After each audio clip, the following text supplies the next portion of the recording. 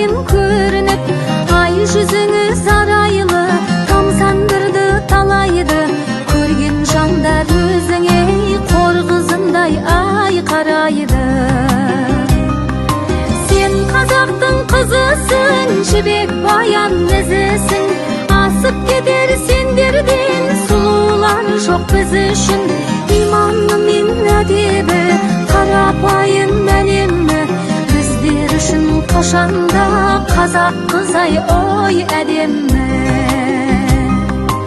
Өзін-өзі баптаған, ана үлгісін жаттаған, қазақ қызы қадірлі, ар-ұятын сақтаған, ұзын киіп жамылған, үлкендерге бағынған, қазақ қызы осылай барша жұртқа ой танылған.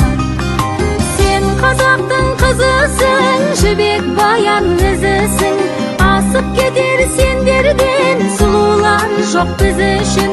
Иманы мен әдебі, қарапайым әлемі, біздер үшін қашанда қазақ қызай ой әдемі.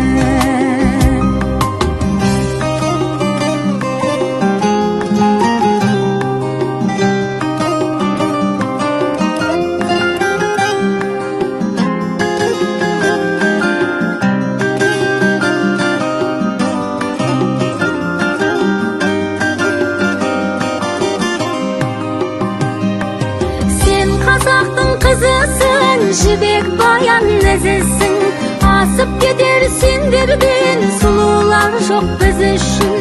Иманы мен әдебі, қарапайым әлемі, біздер үшін қашандай қазақ қызай ой әдемі. Иманы мен әдебі, қарапайым әлемі, біздер үшін қашанда қазақ қызай ой әдемі. Қазақ қызы ай әдемі.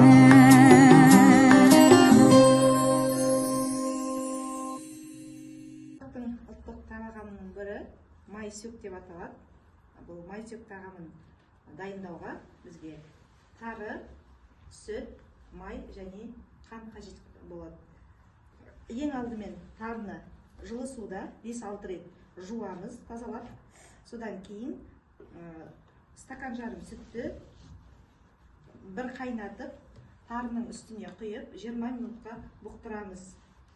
Кейін 20 минуттан кейін бұғып тұрған тарымызды арнайы таза сүлгіні жайып 40 минуттай сорықтырып, сорыққан тарымыздың үстіне дайын тұрған майымызды және қантымызды қосып, араластырып, арнайы әсемдеп формаға салып, ыдысқа дайындап алып келеміз.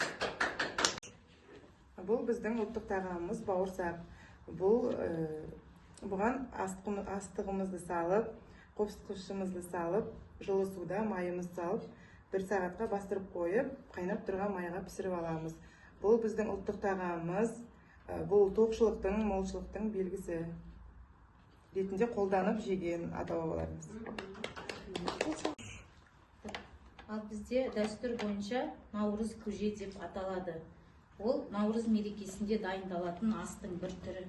Наурыз көжеге салынатын қыстан қалған қазы, сүрленген ет салынады.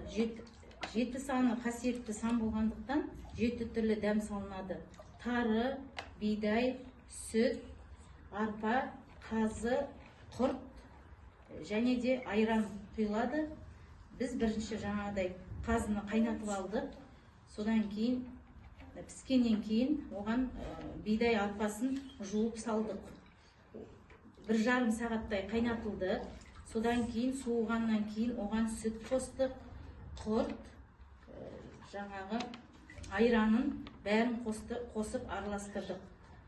Наурыз көжені наурыз мерекесінде ақ мол болсын деп ішеді. Сондықтан оны халық арасында көбіне көк көже деп те атайды екен. Осылай біз наурыз көжемізді дайындадық. Ол оң болсын.